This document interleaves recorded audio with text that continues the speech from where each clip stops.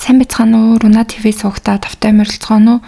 Өнөөдөр бид та бүхэнд бэлдсэн хэрэгээ ярихаасаа өмнө нэгэн бүтээгдэхүүний талаар болоод нэгэн giveaway уралдааны талаар танилцуулаад тэгэд ярьж эхлэе. Солонгос улсад сүүлийн үед олонний танил болон оддуудын дунд нэлээд алдартай болоод байгаа биеийн жинг бууруулахад дэмжлэг үзүүлдэг MaxGuard Pro гэдэг бүтээгдэхүүнийг танилцуулж байна. Энэхүү бүтээгдэхүүн нь хоол идсэний дараа цусан дахь сахарын хэмжээг тэнцвэржүүлэх, мөн дасгал хөдөлгөөн хийх эсвэл хоолны дэглэм бариад эрч хүчээ алдаж ядарсан хүмүүст эрч хүч нөхөх, мөн хөлсөн хоолоо идснийхээ дараа тус бүтээгдэхүүнийг хэрэглэснээр өөх тос нүүрс усыг задлан биеинд хоримтлуулахгүйгээр жин хасахад тусалдаг бүтээгдэхүүн юм байна. Та бүхэн бүтээгдэхүүний талаар орц найрлага, дэлгэрэнгүй мэдээллийг нь бүтээгдэхүүний Facebook болон Instagram хуудаснаас нь авч болох юм байна. Мөн Руна ТV сувгийнхаа сонсогчдод зориулаад нэгэн giveaway зарласан байгаа. Та бүхэн доор тайлбар хэсэгт тавьсан байгаа линкээр ороод бүтээгдэхүүний Instagram болон Facebook хуудсуудыг нь дагаад нэг найзаа меншн хийгтэл болох юм байна. Аздан бүтээгдэхүүний 1 сарын хэрэглээг хожих бөгөөд 2 сарын 10-нд рандом байдлаар шалгаруулах юм байна. 2014 оны 4 сарын 21-нд цагдаагийн 112 дуудлагын төвд нэгэн дунд насны эрэгтэй хүнээс дуудлага ирдэг. Гэмээ хотод амьдардаг охинтой маань холбоо ерөөсөө барьж болдоггүй, бараг 1 сарга боллоо. Нэг юм болсон юм шиг санагдаад байна. Та нар шалгаад өгөөч гэж залгасан байсан. Тухайн үед охин нь 34 настай ий овогтой эмэгтэй байсан. Аавынх нь хэлснээр ий бүсгүй аль эрт бие дан гарч ажил хийдэг, ганцаараа нилээд хугацаад амьдарч байсан болохоор өдөр бүр аав нь холбоо барьдаггүй ч гэлээ ингэж бүтэн сар шахам сургаггүй болж байсан тохиолдол өмнө нь юусоо байгаагүй гэж хэлсэн.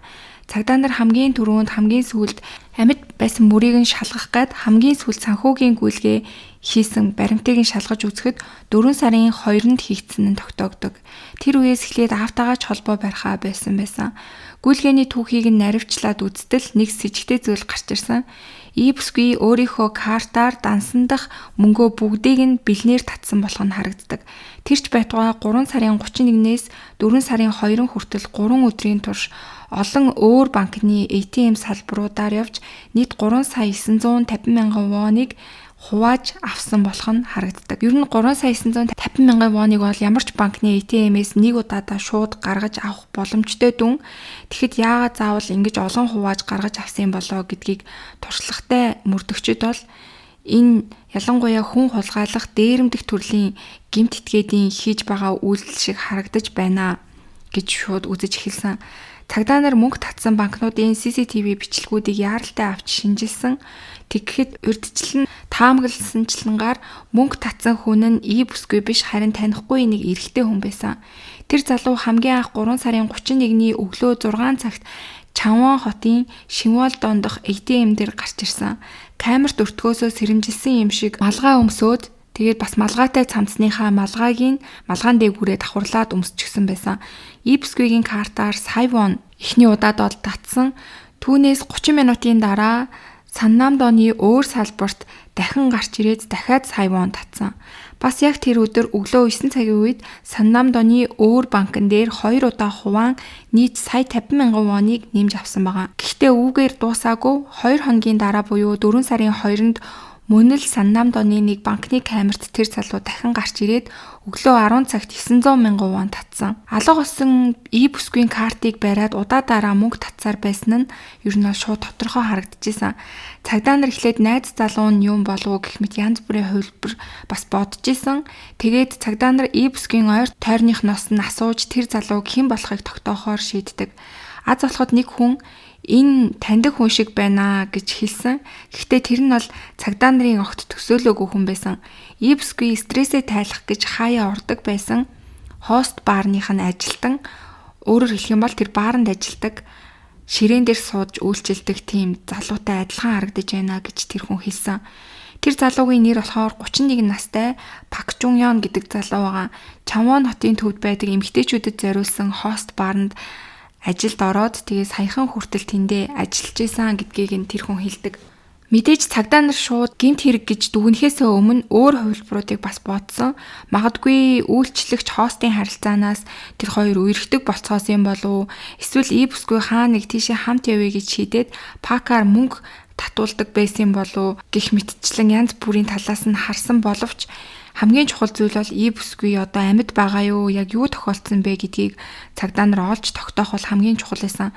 Тиймээс Пакийг с эжигтнээр авч үзээд мөрдөн шалгалтаа үргэлжлүүлдэг. Ингээд явж байгаад дахин санаанд оронгүй баримт гарч ирсэн. Тэр нь 4 сарын 5-нд өөрөөр хэлбэл бүсгийн картаар хамгийн сүүлд мөнгө татсан өдрөөс 3 хоногийн дараа с эжигтэн Пак Жун Хён ажлын газрын хамтран ажиллагчаа дээрэмдсэн хэрэгээр цагдаад баривчлагдаад шоронд байгаа нь тогтоогддог. Алга болсон эмэгтэйгийн энэ хэрэгт нь хамгийн хүчтэйгээр сэжгэлж байгаа с эжигтэн нь ингээд аль хэдийн шоронд байгаа гэдэг нь бол цагдаа нарыг баг зэрэг бодлуулсан. Цагдаа нар тухайн үеийн Масан хотын шорон руу яаралтай очиж түүнтэй уулзах хүсэлтийг тавьдаг. Ингээд Пактаа бол уулзахад танаа үйлчлүүлэгч байсан гэдэг эмэгтэй алга болсон гэж хэлсэн. Тэгтэл тухайн үед болохоор тэр залуу маш их сандраад би энэ нэрхтээ ерөөсөө хамаагүй би мэдэхгүй шүү. Миний үйлчлүүлэгч байсан нь үнэн. Гэхдээ би түүнтэй нэг ч удаа хуваараа уулзаж байгаагүй. Зөвхөн манай баарн дээр л ирж уулздаг гэсэн гэж хэлдэг. Цагдаа нар CCTV-ний дүрсийг гаргаж ирээд түүнд үзүүлээд энэ чи биш үгээ харуулсан чинь тэр хүн болохоор малгай өмсөөд тэгээ малгайтай цамцныхаа малгайг давхарлаа өмссөн байсан болохоор царай нь бол бас яг тийм тод харагдахгүйсэн. Тэгэд Пак бол өөрийгөө биш гэж мэдээж үгүйсгэж эхэлсэн. Түүнчлэн Пак 3 сарын 31-нд бүсгүйгээ алга болсон гэсэн өдөр тэр өдөр хамт амьдардаг найз бүсгүйтэйгээ гэртээ байсан гэдэг нь бас тодорхой болдог. Дэлгэрүүлээд ярих юм бол тэр өдөр тэр чэйж рүү аяллаар явах гэж байсан бөгөөд мөнгөгүй байсан болохоор хамт ажилладаг хүнээсээ мөнгө дээрэмдэх орлого хийж агаад тэгээд ер нь бол цагдаад баригдаад цагдаагийн газарт ингэ байжсэн. CCTV дээрх бүдэг нүрнээс өөр шийдвэрлэх нотлохоо байгаагүй с эжигтэй ч гэсэндээ хүчээр яг түүнийг шахах ямар ч боломжгүй байсан. Гэхдээ 3 сарын 31-ээс 4 сарын 2 хүртэл Пак үнэхээр гэртээ байсан уу эсвэл өөр тишээ явсан уу гэдгийг бол заавал шалгах шаардлагатай болсон. Тиймээс тэд Пакийн оршин суудаг байрны CCTV-г бас шалгаж эхэлсэн. Тэгтэл Пак 3 сарын 30-ны оройноос 4 сарын 2 хүртэл хит хитэн удаа гэрээсээ гарч орж байгаа нь байрны гадна талын CCTV дээр бол тодорхой бичигдсэн байсан.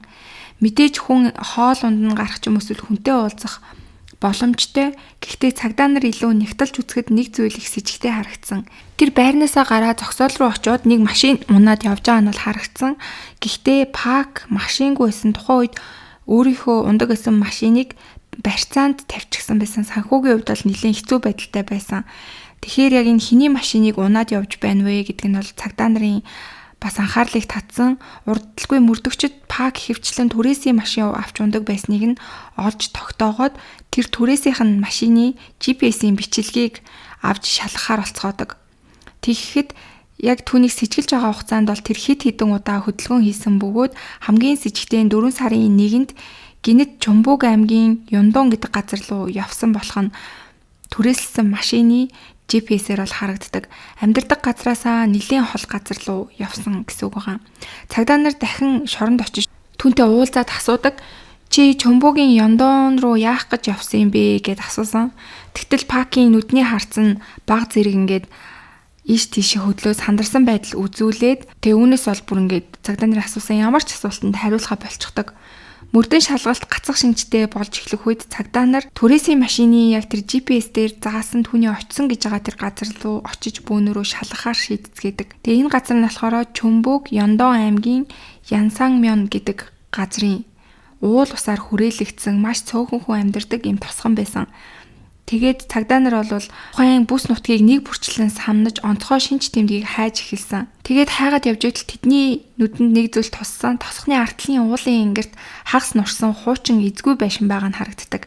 Цагдаа нар энэ байшин руу болгоомжтойгоор орцгоон өрөө болгоныг нь шалгаад явж байтал нэг том өрөөний голд нэг том шүүгээ байгаа нь харагддаг. Мөрдөгч очоод шүүгийг хажуу тийш нь түлхэж үзэхэд дотор нь юм байгаа нь мэдэгдсэн. Ингээд цагдаа нар бол болгоомжтойгоор шүүгийг онгоолгоод үздэл тэр дотор амнасаа алдсан хүний цогцос байсан. Байдал бол үнэхээр аимшигтай байсан. Нүрийг нь битүү цэнхэр скотчоор ингээд давхарлаад ороочихсон. Хүзүүн дээр нь осоор боомлсон тийм тод мөр байсан. Удалгүй мөрдөгчд нэмэлт тусламж дуудан цогцыг шүүх эмнэлэг рүү шилжүүлдэг. Ингээд шүүх шинжилгээнд ороод хариу нь бол цогц нь алга болсон бүсгүй мөн байна гэж батлагдсан. Цагдаа нар бүх нотлохоогоо бариад шоронд байгаа Пак дээр дахин очдог. Түрээсийн машины бүртгэл GPS хаашаа хөдөлсөн тэр замын маршрут, чөмбөгт эзгүй байшингаас олдсон цогцос гэд бүгднгийн түүнд аваачиж үзүүлдэг. Тэгэхэд бол би юусаа хамаагүй, би мэдэхгүй байх гэж хэлсээрлээсэн. Гэхдээ мэдээж бүх зүйл бол түүнийг зааж исэн. Ингээд хэд хоног бол түүнээс байцаалт авсны эцэст бүх баримт нотлохоо байсан учраас аргагүй ихэнд Пак бол өөрийнхөө хийсэн хэргийг хүлээж эхэлсэн. За тэгээ хохирогч Ибүсгүй болоод яг тэр Пак хоёр ямар харьцаа холбоотой байсан талаар нь одоо ярив. Хэдэн сарын өмнө Ибүсгүй хост бард анх ол очиж эхэлсэн байгаа. Тэр хост баранд ажилладаг ирчүүд яг л үйлчлүүлэгчдийнхаа найз залуу шиг тэднэрт сайн хандаж, арх хундаглаж өгөж, яриаг нь сонсож, сэтгэл санааг нь хуваалцдаг байсан. Тэгээд Ибүсгүй бол энд ирээд баг багаар байнгын үйлчлүүлэгч болж тэднийд бол нэлээ их мөнгийг үрдэг болж эхэлсэн. Тухайн үед хостоор ажиллаж байсан Пак Ибүсгүйг VIP үйлчлүүлэгчээ болгон маш нямбай халамжилж түүнд маш сайн үйлчилдэг байсан. Учир нь тэр түүнд маш их мөнгийг төлдөг байсан байгаа. За тэгээ харин Пакийн хувьд болохоор энэ газар ажиллахаас гадна спорт бооцооны мөрөөдөө тоглоомд орж бараг 100 сая гаруй вон алдчихсан. Ажил хийдэг ч гэсэндээ амьдралаа өөрөө арай ядаж төлж залгуулж байгаа. Тэгээ машина хүртэл барьцаанд тавьсан. Мөнгөний асуудалд бол нэлээд орчихсон ийм залуу байсан. Тэгээ дээрэс нь хамт амьдардаг найз бүсгүйдээ сар бүрийн амжиргааны мөнгийг нь өгч чадахгүйгаас болоод тэр хоёрын харьцаач гэсэн нэлээд хүнд ийм байдалтай байсан байгаа. Үүнээс хойш бол өрөө төлж жогоод өөрөө ингээд бүгднгийн дарахад нэлээд цаг хугацаа орох юм байна. Өрөө яаж дарж дуусгах вэ гэж бодож жогоод санаанд нь Ибүсгүй орж ирсэн гэж хэлж байгаа. Тэгээ энэ эмэгтэй архинд л зөвхөн мөнгийг ингэж их үрдэг юм чинь тэр маш их мөнгөтэй баян эмэгтэй байх гэж тэр ботсон гэж байгаа. Тэгээд хар сарнаа өврлөн Пак тэр үеэс эхлэн ихчээ гэд түүнийг байн халамжилдаг болж түүн рүү бүр өөрөө холбоо барьдаг болж түүнийг ажиглаж эхэлсэн. Ингэж байгаад 2014 оны 3 сарын 30-ны орой Пак эцэст нь Ибүсгүйтэй тусдаа уулзахаар болцгоодог. Тэр хоёр түрээсийн машин авч Ибүсгүйг тосоод оройноос үүр цайдлах хамтдаа машинаар ийшээ тийшээ явж дугаасан баг. Тэгээ энэ хугацаанд бол Пак мөнгөний тухай яриа гаргах мөчийг хүлээж байгаад Пак маш өргөдмөр царай гаргаад ихчээ сүүлийн үед үнэхээр хэцүү байна. Миний машин барьцаанд орсныг та мэдэж байгаа үстэй. Та надад жаахан л тусалчих юм бол би амьсгаа аваад ингээд амьдралмаар хэмнэлтэд орох гээд байна гэж хэлсэн. Тэгээ мэдээж бол өргөдүүлэх гэж оролцсон. Гэтэл Ибүсгүй бол бодсноос нь хатуу хандсан. Хүнд ямар ч мөнгө өгөх боломжгүй гэж хэлсэн. Ингээд Пак бол сандарч эхлэн 5 цаг 30 минут орчимд машинтайгаа явж байгаад Чанвон хотын Саннам дунд байдаг нэг сургуулийн зогсоол дээр машинаа аваачиж зогсоосон. Тэгээ тэнд бол хүнгүй нам гүм газар байсан. Тэгээ гадаа нэлийн хүүтэн байсан. Тэгээ Ибүсгүй бол нэлээд гайхаад одоо хоёул буцаад явъя. Чи яагаад ийм хүнгүй газарт ирчих вэ гэж асуухт нь чи надад мөнгө өгсөнгүү гэсэн шалтгаан хэлээд Ибүсгүйн толгооноос нь хүчтэй атгаж цохиж эхэлсэн. Ибүсгүй бол энэ үед ухаан алдаж унсан. Гэхдээ баг зэрэг ухаан нь орж ирмэгцээ. Чи яагаад намайг ийм байдалд оруулж байгаа юм бэ? Чи намайг ингэж тавиад явуулчихаа чи. Амиг минь өшөөд их юм бол би чамд картныхаа нууц дугаар карт гэ бүх юмаа хэлж өгье гэж түүнээс гуйсан. Тэгэхэд нь Пак бол түүний картны нууц дугаар өөрт нь байсан бэлэн мөнгийг мөгдөнгийн авсан. Гэхдээ Ибүс амьд орхих бодол байгаагүй гэж байгаа. Үүний дараа бол илүү харгас үйлдэл хийж Пак зорчигчийн суудлыг налуулаад арын суудлын дээр байсан малгайтай цамцыг аваад түүний нүүрэндээ давхарлаж тавиад тэгээд өөрийнхөө авчирсан олсыг түүний хүзүүнд ууж хоолойг нь боосон. Тэгээд үүнийхээ дараа бол нүрийг нь тэр шигээр нь цанхэр скотчцсон гэж байгаа. Энэ үйлдэл бол 5 минут орчим үргэлжилсэн. Тэгээд маш их зовлон зүдгүүр амсны эцэст Ибүсгүй эцэст нь амнасаа алдсан. Аллах хийснийхээ дараа Пак маш хурдан хөдөлж цэцгийг арын суудлал руу шилжүүлээд хамгийн түрүүнд мөнгө авахаар 3 сарын 31-ээс 4 сарын 2 хүртэл ингээд нийт 3950 воныг бол түүний картнаас авсан. Гэхдээ мөнгөтэй боллоо гэд асуудал дуусахгүй цогцыг нь хаана аваачиж хаях вэ гэж бодож байгаад Багдаа гэр бүлийнхээ хамт амьдарч байсан нутгаа сандаг. Тэгээ тэр нь болохоор нөгөө Чөмбөгийн Ёндон буюу нөгөө цогцос холцсон газар байгаа.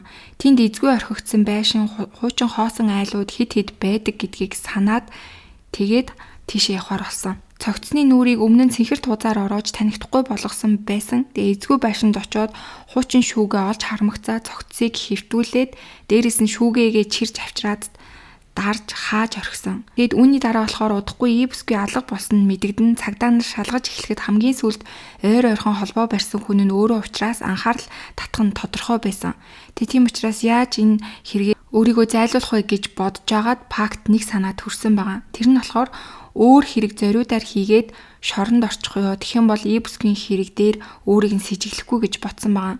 Тиймээс харьцангуй хөнгөн ялах магадaltaй гэж тооцоод дээрэм хийж хэсэг шоронд суужгаад гараад ирья гэж бодсон. Ингээд хоёр дахь гэмт хэргийнхаа байг болгон өөрийнхөө хамт ажилладаг 29 настай Ким гэдэг залууг 14 оны 4 сарын 5-нд төрсөн өдрөөс чинь бэлэг авч өгч амжаагүй. Тэгээд би чанд бэлэг авч өгсөн хоёлоо уулзъя гэж дуудаж гаргаж ирээд машиндаа суулган Чанон хотын Сүнсангүү гэдэг сургуулийн зогсоол дээр аваачсан. Тэгээд тэндээ шууд хутаг гаргаж ирээд түүнийг сүрдүүлж хүлж богоод 10 сая вон нэгсэн. Гэхдээ тэр өдөр бол дээрэмдсэн зүйл нь 150 мянган воныг л түүнээс дээрэмжиж чадсан байгаа. Тэг мэдээж бол түүний зорилго мөнгө биш, яг шоронд орох зорилготой байсан учраас ингээд явуулчих юм бол бас шоронд суухгүй суллагдчих магадaltaй гэж бодсон учраас Кими хөл рүү нэг удаа хутгалсан байгаа. Ер нь бол хөнгөн гэмтэл учруулъя гэж бодсон гэж өөрөө сүлд нь ярьж байгаа. Үүний улмаас бол хохирогч 4-7 хоногийн эмчилгээ шаардсан тийм хэмжээний гэмтлийг авсан. Мөн үгээр зогсохгүй мэдээж насан туршдаа арилахгүй гүн сэтгэлийн шарахыг бол авсан нь ойлгомжтой. За тэгээд дээрэм хийснийхээ дараа болохоор Пак найз бүсгүүрийгээ залгаад би хүн дээрэмдчихлээ. Чи цагдаад уцтаад манай найз руу хүн дээрэмдсэн байна гэж хэлээд өгөөч гэгээд өөрийгөө ер нь баривчлуулах энэ аргаа сэтэж олсон. Тэгээд найз бүсгийн цагдаад дуудлага өгч түүнийг баривчлуулснаар ингээд түүний төлөвлөгөө ол хэрэгжиж Пак шоронд орсон байгаа. За тэгээд үүнийхээ дараа бол мэдээж өөрийгөө яг энэ хэрэгээс бултаж чадлаа гэж Пак бодож исэн боловч цагдаа нар бол мэдээж тэнэг байгаагүй уйггүй мөрдлөгийн үр дүнд нуугдж байсан аллагын хэрэг ил болж цогцсон ч олдож хэрэгтэн ч олцсон байгаа. За анхан шатны шүүх хурал болохоор түүнд бүх насаар нь хорхял мөн байршил тогтоогч электрон төхөөрөмж 10 жил зүүх тийм шийдвэрийг гаргасан. Давж заалдах шатанд байдал харин өөрөөр эргээд 42 жилийн хорих ял болж ял нь өөрчлөгдсөн байгаа. За ингээд 31 настай залуу 42 жилийн ял аваад шоронд орсон байгаа. За тэгээ энэ залуу буюу Пак Чун Ёны амьдралыг харахад тэр үргэлж амархан зам хайдаг байсан. Хөдөлмөрлөж зөв аргаар мөнгө олохын оронд спорт мөрөөдөө тоглоом тоглодог. Мөн бүтэхгүй олон хүмүүстэй нийлж хоос бааранд ажиллан мөнгөтэй эмэгтэйчүүдтэй танилцаж тэднэрээр амьдралынхаа зардлыг даалгаж амьдрахыг хүсдэг, амархан аргаар амьдрахыг хүсдэг ийм залуу байсан. Тэгээ мэдээж энэ хорвоо дээр бол амархан аргаар амьдрах гэж хизээч байхгүй, мөн ямар нэгэн муу зүйл хийх юм бол заавал төлөөсөө төлдөг гэдгийг та бүхэн бас энэ хэрэг дээрээс харсан байх гэж бодож гин. Тэгээд өнөөдрийн та бүхэнд бэлтгэж хүргэсэн хэрэг маань энд хүрээд өндөрлж гин. Та бүхэн сувг дээрээ лайк, subscribe дараад комент хэсэгт бас энэ хэрэг дээр бодогдож байгаа, сэрэмжлүүлэхийг хүсэж байгаа санал сэтгэлдлүүдээ бичиж үлдээгээрэй. За тэгээд бүгдээрээ удахгүй дараагийнхаа дугаараар эргээд уулзцгаая.